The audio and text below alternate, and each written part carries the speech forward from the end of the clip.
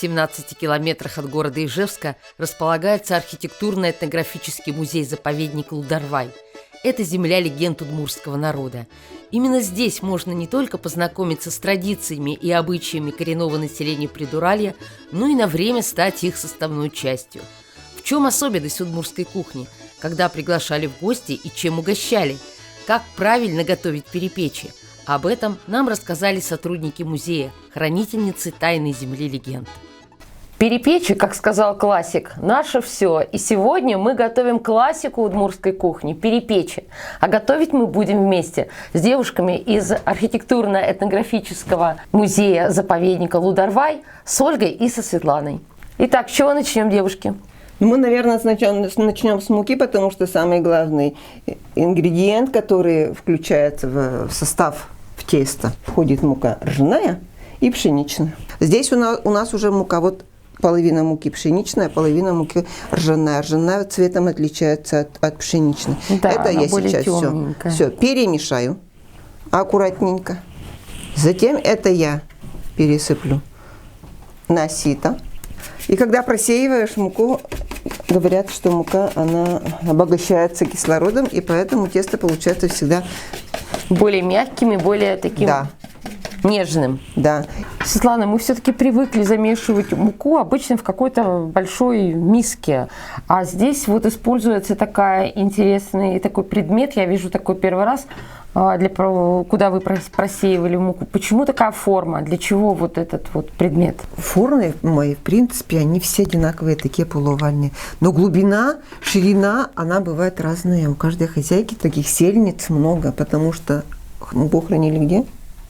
В амбарах. И с амбара надо было муку занести в дом. Деревянных ведер нет, деревянные катки неудобно. И прямо в амбаре в эту полувальную сельницу муку просеивали, заносили в избу, в дом и замешивали уже кому какое тесто надо. То есть такая вещь придумана для того, чтобы было удобнее принести муку из амбара? Конечно. Вообще все вещи, они же не покупные были в хозяйстве. Это все делалось мужскими, рабочими, хозяйскими руками. И поэтому от хозяина зависит, насколько он мастерски будет это все делать, с любовью будет делать этот предмет.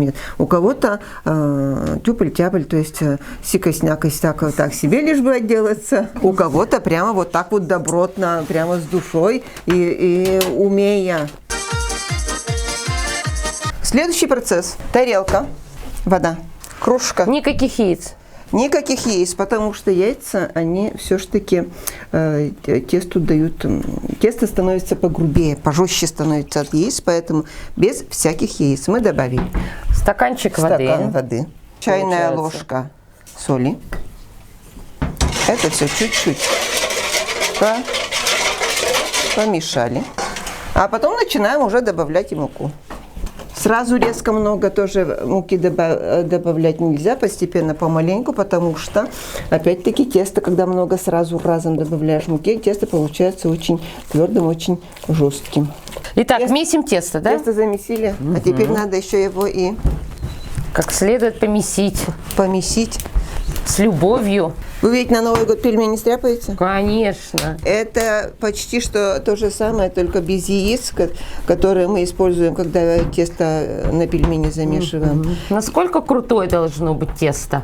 Оно должно все-таки быть мягкое или такое более плотное?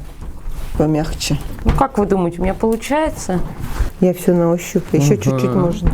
Ну, мне кажется, что перепечи в духовке, наверное, не получатся такие вкусные, как... Только что хотела сказать, для того, чтобы перепечи получились самые настоящие, все равно нужна печка. Все равно нужен живой огонь. В общем, самый главный секрет в приготовлении теста – это 2 вида муки – ржаная и пшеничная. Делаем 1 к 1. Тесто у нас готово.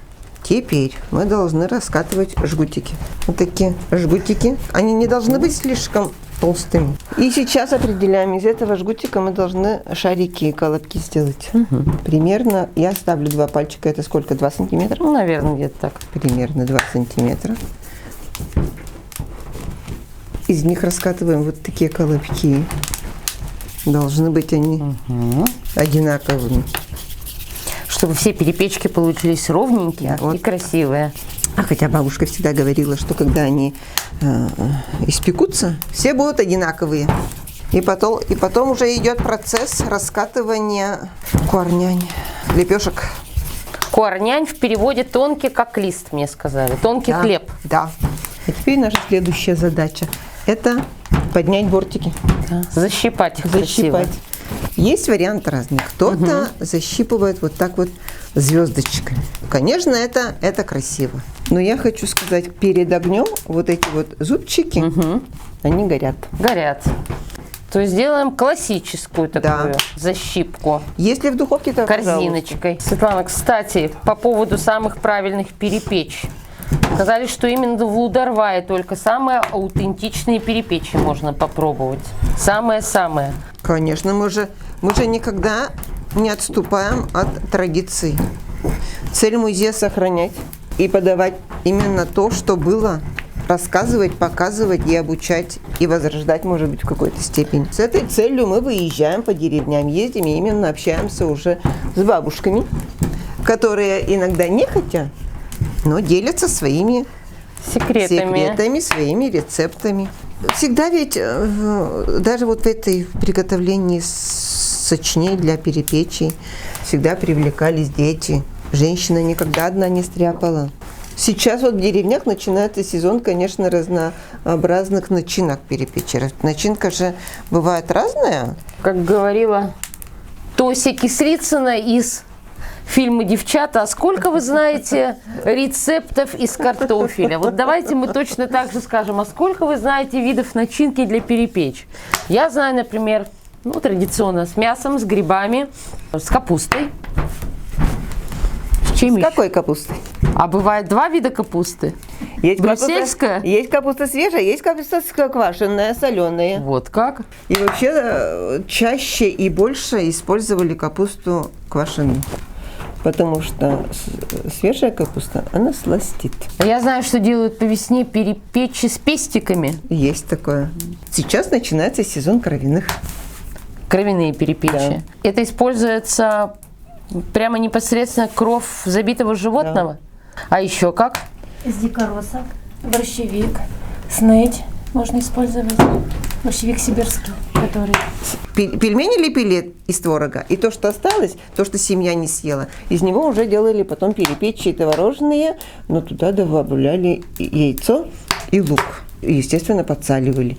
И оно получается к чаю, вот такие вот соленые. А мы сегодня с чем будем делать перепечи? У нас сегодня капуста свежая. Отлично. Расскажете про рецепт? Конечно, да. Ну что, вот что у нас получилось. Такие заготовки. Они какое-то имеют название свое? У нас на севере Валтес называют. А на юге? На юге называется куарнянь. А вот здесь, в Завьяловском районе, в центральной части Удмуртии, это называется шал. А мы переходим к начинке. Но сразу хочу сказать, если у вас нет в хозяйстве вот такой сечки и вот такого корыца, то начинка правильная у вас не получится. Я права? Конечно. Когда мы кушаем перепечи, чтобы под зубами было ощущение, что вы действительно капуста у вас там попадается под зубы. Что-нибудь, да, слегка. Оно должно похрустивать, чтобы человек понял, что это действительно капуста, а не картофельное пюре. Так, капуста у нас порублена. То что мы будем делать дальше? Мы возьмем тарелку, так, куда мы должны наложить нашу рубленную капусту. Это свежая. Даже она еще пока без соли рубленная. Ничего ее специально не мнем, не отжимаем. Вот Ничего. порубили в корыце и сразу ее в начиночку. 2 стакана, я думаю, да, рубленой капусты. 2 стакана Где-то рубленой капусты. Далее. Добавляем соль. Половина столовой ложки. Пол столовой ложки. Где-то так. Чуть-чуть. Скажем так, добавляем по вкусу. Так, и самое интересное. Бьем яйца. Бьем яйца. Скажите, а встречали ли вы где-то вот еще подобные рецепты, где начинка делается с таким количеством яиц? Капуста, особенно свежая, она жестковатая. Она не поднимается. Для того, чтобы начинка получилась пышная, туда надо побольше добавить яиц. Мы разбили вот сюда 5 яиц. 5 яиц достаточно, потому что мы еще туда добавим растительного масла. Сейчас подсолнечное, но ведь когда разговариваешь с бабушками, говорят, до сих пор вспоминаем вкус конопляного масла. То есть конопляное масло, это было бы еще лучше. Вот так мы взбиваем, да, И с вот тут помощью ложки. у нас чуть-чуть даже пенка она получается. Видите, она тут даже пенится оно уже из-за количества яиц. Масло наливаем. Грамм 100 масла добавили.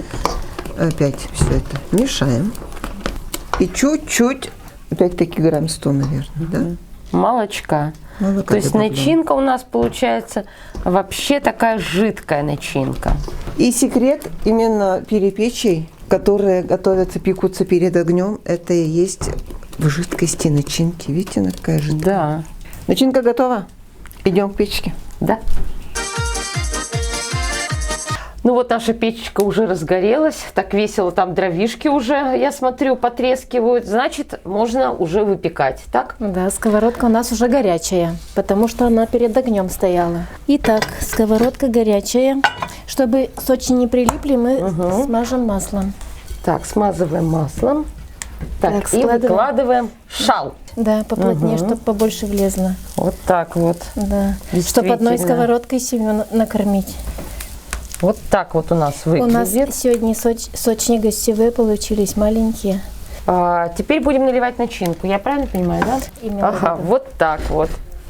Начиночку наливаем прям с небольшой горочкой, я смотрю, да? А теперь вы. Теперь я, ну давайте я Подержите. попробую. Так, так, Только так, сковородку не уроните. так, А то так, семья голодная останется. так, так. Ну, честно говоря, Рука уже дрожит. рука уже дрожит. Я уже поняла, что это не просто нужно иметь хорошую физическую подготовку и отличный бицепс. Мы ставим практически к огню сковородку. И сколько примерно мы будем выпекать? Минут 5, наверное. Надо крутить, смотреть по перепечкам, как они будут румяниться. Может быть, какие-то особые дрова должны использоваться для печи? Для печи, действительно, вот для открытого огня, это должна быть лиственные породы. И в основном предпочитают березу и липу. А хвоя, она точно стреляет. В общем, пожароопасно. Да. Хвойные породы. Я правильно понимаю, это называется ухват? Нет. А как? Ухват он рогатый для чугунков. А это? А этот подхватывает сковородки, сковородник, стало быть. Все понятно. Итак, Табапуд по-удмуртски. Табапуд. табапут. Еще вращаем. Ну, примерно полкруга я сделала. Маловато, еще крутим. Можно оставить. Да, хорошо перед печкой. В такую погоду прямо прекрасно. Ой, ну посмотрите, какая красота получилась. Честно говоря, я даже не ожидала. У меня такие никогда не получались, чтобы они были вот такие пышненькие, чтобы начиночка такой шапочкой была. А аромат – это прекрасно. Шапочка получилась, это именно благодаря вот нашим яйцам. Перепечи должны быть очень сочные. Начинка должна быть сочная. А у нас наступил самый приятный момент. Это дегустация. Сами, как говорится, испекли, сами и попробуем. Перепечи мы сегодня подаем, так я понимаю, с чаем. Да? Чай тоже какой-то особенный. Я чувствую, что это чай на травах. И сейчас же зима, простудные разные заболевания, и поэтому для профилактики обязательно травы разные заваривать надо. Те травы, которые растут именно на территории нашей Удмуртской республики, именно на территории своей деревни, своей территории. И у нас сегодня чай с душицей. Какое мягкое тесто получилось. А на соль-то ничего? На соль прекрасно. Никто не влюбился, как говорится по традиции. Когда сам приготовил, да еще в русской печи, ну как невкусно. Да еще с такой прекрасной компанией. Очень-очень вкусно. Прекрасное угощение у нас получилось сегодня. Перепечи очень вкусные. Я, конечно, живу в Удмуртии, и мы все с вами знаем, что такое перепечи. Но вот лударвайские перепечи, они особенные. Они реально настоящие, очень вкусные, как говорят, аутентичные. Спасибо вам, девушки, за этот прекрасный рецепт. Спасибо, что поделились своими секретами кулинарного мастерства. И на память о нашей встрече мне бы хотелось подарить вам эту кружку. Пусть она остается здесь, в музее Лударвай, и напоминает вам о нашей встрече. Спасибо. Ну и мы вас тоже приглашаем на наши самые настоящие удмуртские, пышные, только-только из печки достанные горячие перепечи. Приходите к нам в гости. Удмуртия со вкусом продолжает открывать новые кулинарные страницы и знакомить с кухней народов, проживающих на территории Удмуртской республики. Мы снова в пути, а значит, впереди новые открытия.